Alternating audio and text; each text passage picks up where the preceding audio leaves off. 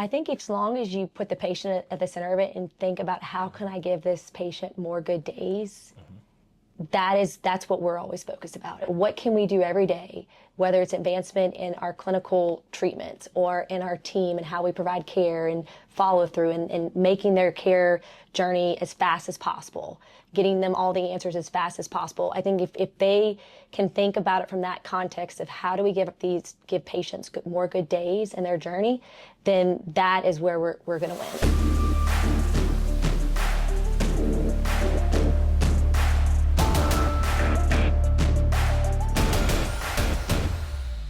Hello everyone, this is Tony Zanders, President and CEO at Nexus, Louisiana. Thrilled to be here today at Ochsner with one of our key partners in the state, helping solve the healthcare issues that Louisianans are facing each day.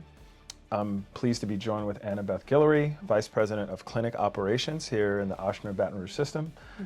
Good afternoon, Annabeth. Good to see you again. Yes, good afternoon. Good to see you. This is my first time on the O'Neill campus. Yes. I didn't realize how expansive it was. Oh yeah, it's a big campus, and this whole building is centered around cancer services, so I'm glad you're getting to see it. Wow, and that's a part of your portfolio, cancer services. Before we dive into that, how long have you been with Ochsner? Tell us a little bit more about your role. Yes, so I'm a boomerang. Like, I started my career at Ochsner right out of graduate school, was here for a couple years, and I've been back now for 12 years. So about 15 years of my career has been at Ochsner, and I've always worked with cancer services throughout my whole career. So it's an area that's very near and dear to me, very passionate about and connected to. Over that 15 years, it seems like you've seen a lot of the growth with Ochsner. I have. Because there's new campuses, new buildings. Yes. Tell us about sort of how you've experienced that growth.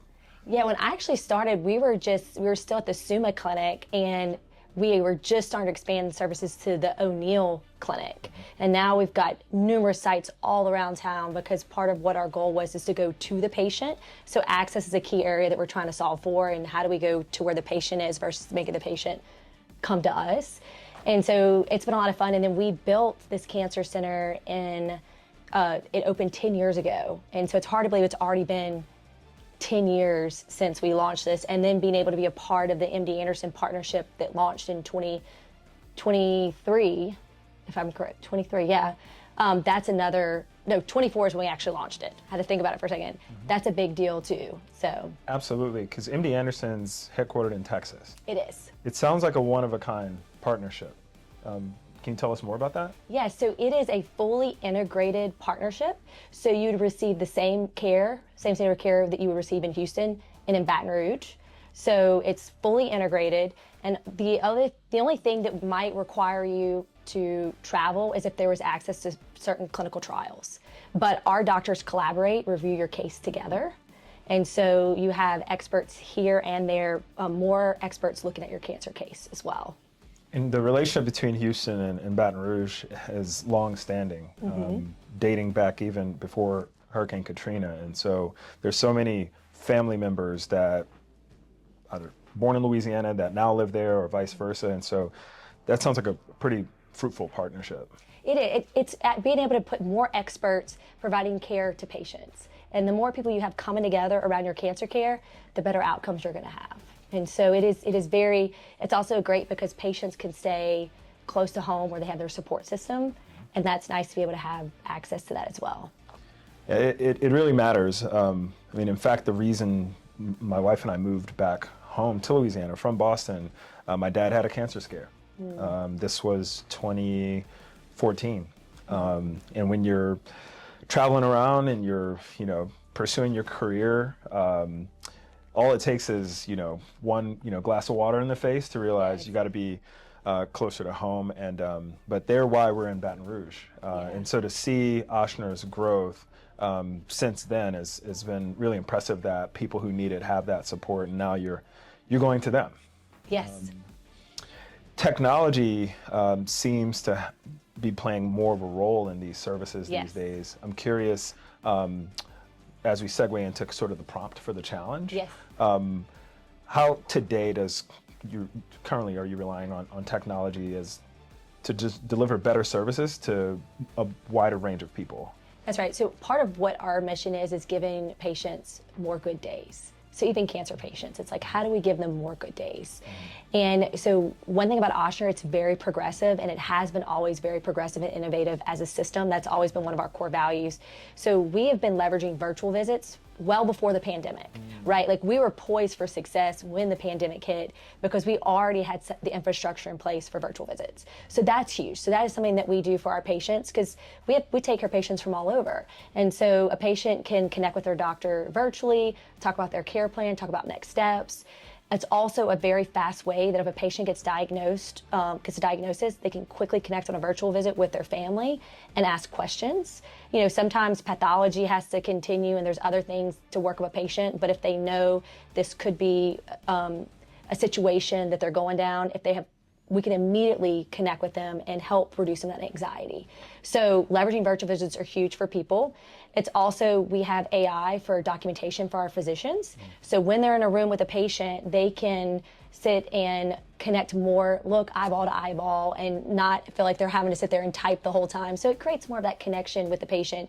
And believe it or not, sometimes you're talking and when you go back to document, there may be that one thing that you forgot, like small little detail. And so being able to have that help for our physician, it cuts down on the hours that they have to document after the visit. So it's giving some of our physicians quality of life, leveraging AI.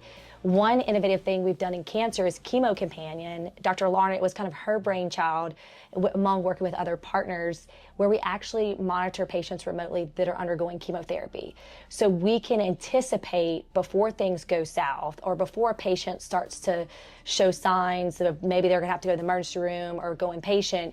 We can be proactive and manage the patient before it escalates that. So we monitor their vitals, like their blood pressure, their weight, their temperature. There's symptom management questions being asked to determine, okay, does this patient seem like they're declining? Do they seem pretty stable? And our nurses are looking at this so they can say, you know what, it sounds like this patient may need to come in and get some fluids. They're not doing really well, because we just hate to see things continue to get worse. The last thing you want for a cancer patient is to end up in the emergency room when they're immunocompromised, and you really want them to be just in the best scenario to be taken care of in their own home and not have, they're already having to go to so many visits, you know, and it's a lot of strain on the person going through, but also the caretakers. And there's so much that goes into that. So being able to reduce the number of times they even have to come in, we want to do that too. So those have been some key ways where we've leveraged technology. And then there's more resource determining people for clinical trials faster, like using AI to say, this person is a match for that, is really cool. So I think it's endless of what we can do in cancer care by leveraging AI. Which is, I think, part of what you all are excited about with this prompt and with the challenge. And I know our community at Nexus over the past year, I would say 90% of the technology projects we see across our desk are using AI in different ways. It's also encouraging that, and not surprising, based on the work we did on the complex knee side of Ochsner, just like you said, how progressive Ochsner is, always testing and experimenting new ways to use technology. So not surprising at all, but it is encouraging that you already have some different, newer applications of technology within Ochsner, even before the pandemic, but now thinking about what's next.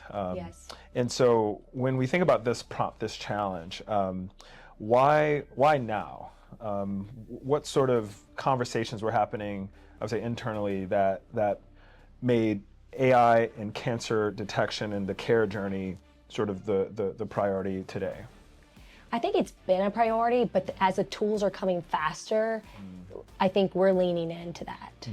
And we're realizing more and more, how can we leverage this? Because it's always been a core area of focus of ours. And organizationally, we've had a robust team that is always looking at these tools and figuring out how can we incorporate them in a HIPAA compliant way, right? Because there's so many new companies coming out with technology. You know, we use Epic, and so Epic also now has more and more tools, or they're creating partnerships with other companies to leverage. So we know it's one of the things. Also, another thing at a system level is, how do you kind of pre-chart before the patient comes? So contacting the patient ahead of time to say, tell me more about, in your own words, why you're coming, what's going on, and gives the patient time, real time, to express what's going on. So when they get to the encounter, there is a better understanding before you even walk through the door. Okay, this is what Tony's looking to resolve today, or this is what's on Tony's mind, and how do we make sure we address it? So even just making a better experience. If we create a better experience, we know they're likely to be better compliance for patients. Yeah, this is all helpful context because, for when we launch a DevDays competition, we could receive, 30, 40, 50 different teams that are submitting very different types of technology solutions, oftentimes based on their personal experience or the makeup of their team. And so it's great that there are a number of different opportunities to create more good days for patients at different parts of that life cycle. Of that journey, yes, of the whole journey. Because even if you're done with it, it's like, now what? What does that look like for me? And what is a tool that could maybe help me get back to my old self, or create goals for myself? And you even have me thinking, like, as the son of a cancer survivor, during that period, there wasn't a lot of communication. That's right. Yeah. Oftentimes not because of lack of communication methods, but maybe it was pride, maybe it was sort of personal dignity, maybe it was privacy, maybe it was not wanting to, but there's also people in sort of, the person's life that could help in some ways if they knew how to sort of help. Here's what the process is, and this is an area technology can play a role as well, in a way that's not invasive, it's not overly burdensome to the patient, but you really kind of broaden my horizon to the fact that, we don't just need innovative solutions for the patient, but also the caregivers and the team of people that are taking care of.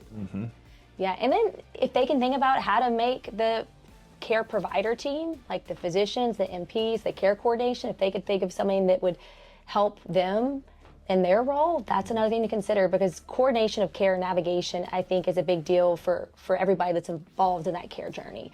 And especially for the patients, about what is my next step in this journey? What does that look like? What are all the resources that come with that next step? So there's a lot of avenues I think the students can go with this. Absolutely, and I think the most creative teams will leverage the medical schools and the faculty and personnel at their respective colleges. We've seen them do that as well.